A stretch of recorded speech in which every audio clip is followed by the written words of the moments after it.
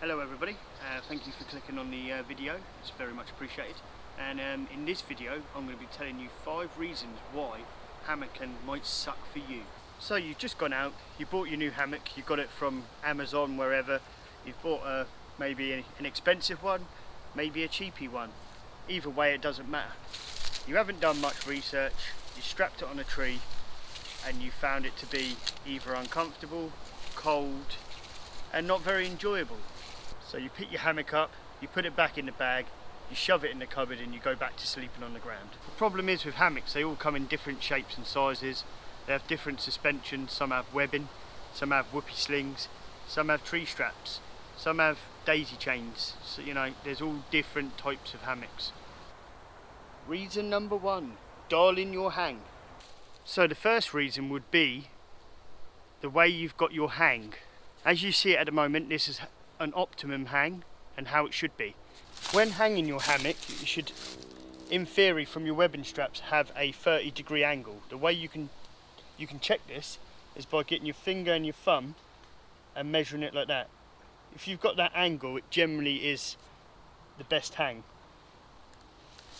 And then you have a nice shape to lay in that curves to your body. So this is what it looks like if you've got your hang slightly too high.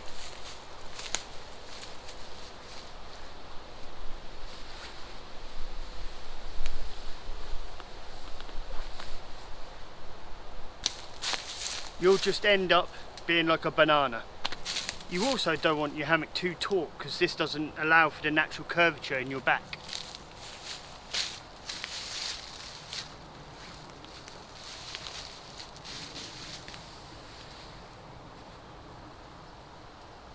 Reason number 2, cold butt syndrome.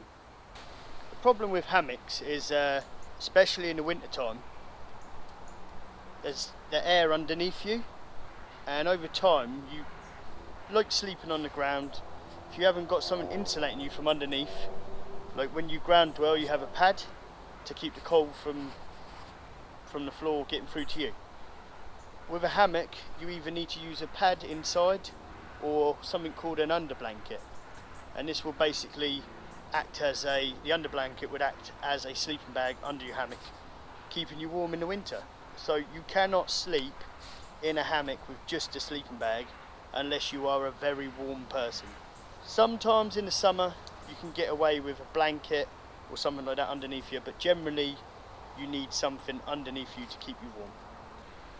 Reason number 3, you're not very comfortable. When you're sleeping in a hammock, if you sleep straight on, it's usually very uncomfortable, and you tend to get a bit of tension in your legs, a bit of tension in your shoulders and in your back. So the best advice for hammock sleeping, for comfort, is to sleep on a diagonal. So when you're laying in your hammock and you're laying flat like this, it may be comfortable for you, some people it is. The majority of people, they will find it very uncomfortable. So you want to have your feet in that corner and your head in the other corner to flatten the hammock out. Your head end should look like this. And I can tell you right now, I am very, very comfortable.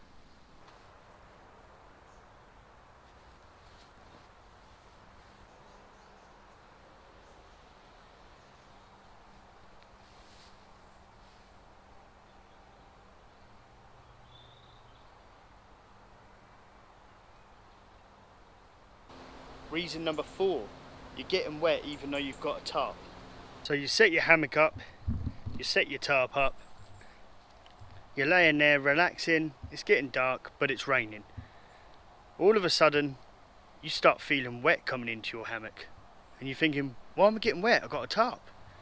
Well, when you've got your suspension, if you haven't got some kind of area that can drip the rainwater off, so the inside of your hammock here will be covered by the tarp, but the outside will be exposed to the elements. So this is getting wet even though you've got a tarp. And if you've got a continuous webbing that has no break, i.e. from here all the way out to the tree, it's just going to soak into your webbing and run all the way down into your hammock. Then you end up with a wet butt. So, like what I've done in this one, this was a continuous loop. Just basically cut the webbing, made little daisy chains so I can put it wherever I want it, and then added a carabiner. So then when the rain comes down here, it will just soak down there, and if it does manage to make it off the carabiner, which is highly unlikely because it'll just run down this bit, it'll probably just drip off the carabiner. And then to top it off, I've got a big knot here, so that's just going to fill up with water and just drip. But you can add extra lengths of paracord in your, if you don't want to do the carabiner method, you could put paracord with prusset loops, 1 or 2 hanging down, and that should help. They're called drip lines. Reason number 5, you're getting attacked by bugs galore. So you've covered the 4 other reasons why hammocking may suck for you, and you think, yeah, I'm all set up, I'm ready to go. You're laying there, you're comfortable, everything's cool, no cold butt, hangs nice, sleeping on a diagonal, it's all good. Then in the middle of summer you get absolutely attacked by monstrous insects and bugs and mosquitoes and everything. It's very hard in the summertime to hammock without some kind of mosquito net or a built-in mosquito net.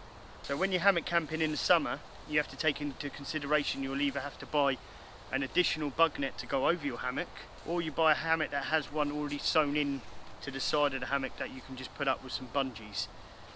So I'd like to thank you for watching this video. If you could like and subscribe if you found this video useful, and I'll see you on one of my next tips and tricks. Take care.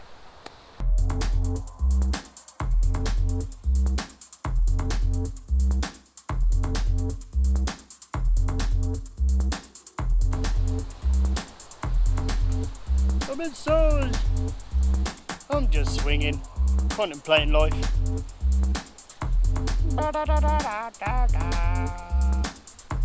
You don't get these views with a tent.